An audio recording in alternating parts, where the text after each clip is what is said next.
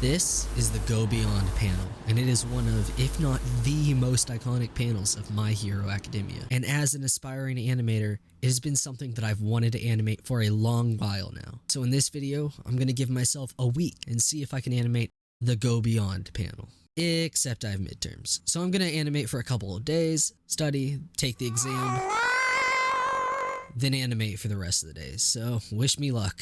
In this manga panel, we have 4 different characters: Deku, All For One, Shigaraki, and Bakugo. My current plan is to animate all of the characters separately and then edit them together in the end, starting with...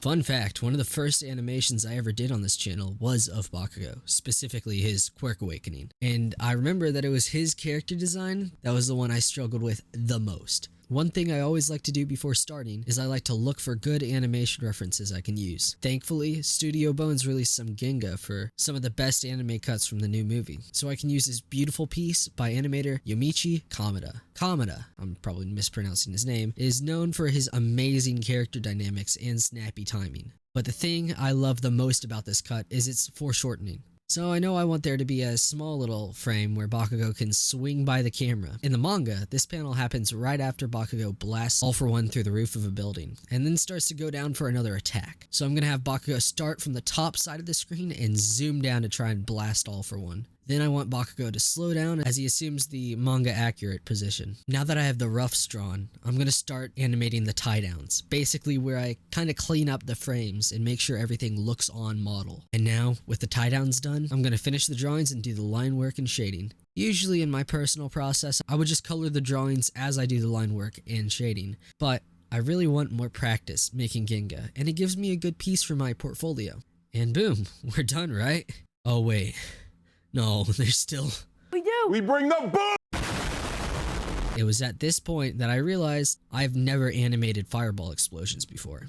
And sure, I've done smoke clouds and debris, so I guess that does kinda count. But not really. Around this time, Dandadan had released episode 3, which has this beautiful explosion done by the smoke god, Ito Kurosaki. Kurosaki has always been my go-to reference when it comes to both smoke and, well, now explosions. Something about his drawings is just so surreal. So with this reference, I got to work, adding both explosions, light flares, and particles, and boom. Alright. Finally, we are done. I'm pretty happy with how it turned out. And for my first explosion work, I think I did a really good job. Now it is time for... Deku is kind of the main centerpiece of this whole animation. While I could have a still frame with moving hair as the manga panel, I want this all to make coherent sense as a scene. So while I was on a run, I thought for a bit and came up with this idea. What if I have Deku activate gear shift and then have everyone slow down and match up with the manga panel? So I have to have Deku hit the gear shift pose and then go straight to his manga panel pose. Here are the roughs,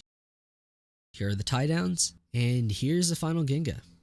Now time for effects. I don't really recall what made me want to transition from regular lightning to whatever this was, but hey, it looks cool. I added some wind effects, light flares, and of course Fajin. And that's the finished animation. Now it's time for...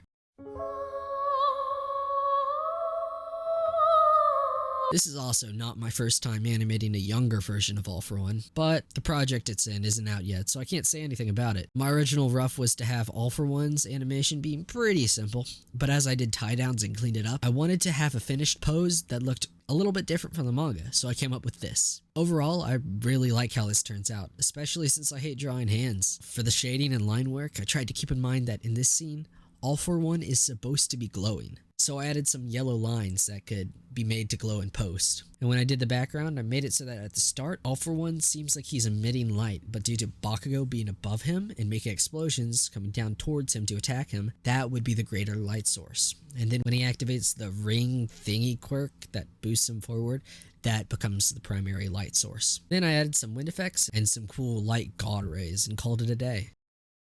For Shigaraki, I didn't really know how to make his pose dynamic, so I just decided to do a cool zoom up into his manga pose. Except his hands, no matter how hard I try, I could not make his hand pose for reference. So I used my creative freedom to do this. Here's the rough, here's the line work, and for the final poses, I in-betweened the heck out of it. I added hair and shading, and boom. Shigaraki was probably the easiest person to draw for me. Let me edit it together, and the fabled Go Beyond panel.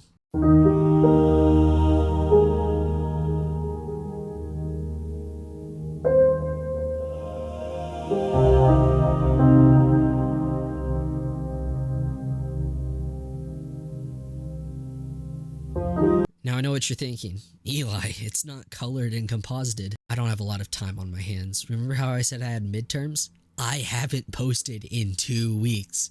So if this video gets 200 likes, I will color and composite it. Subscribe.